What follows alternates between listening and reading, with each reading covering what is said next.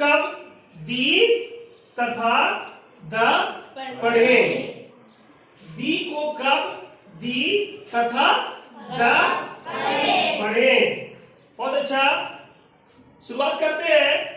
यदि किसी शब्द का प्रारंभ स्वर यानी ए ई आई ओ यू ध्वनि से हो तो दी को दी पढ़ा जाएगा। दी को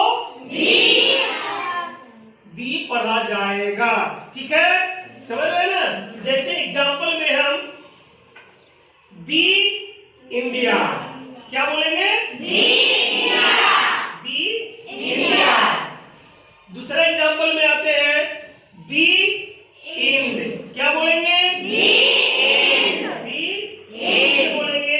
उसी तरह से दूसरे स्टेप में हम आते हैं, यदि किसी शब्द का प्रारंभ व्यंजन यानी कॉन्सोनेंट ध्वनि से हो तो दी को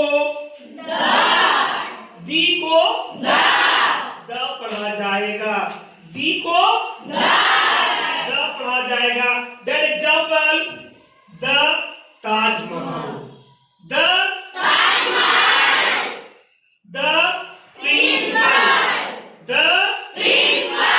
प्रिंसिपल। आ रही बात समझ में? Yes sir. कॉन्सोनेंट तो समझ रहे हैं।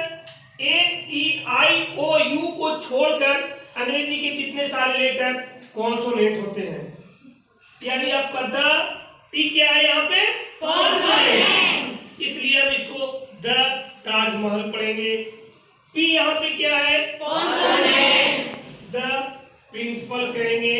यहाँ पे द को यहाँ द नहीं दी पढ़ेंगे, क्योंकि आई यहाँ पे वोवेल है, इसलिए दी इंडिया पढ़ेंगे।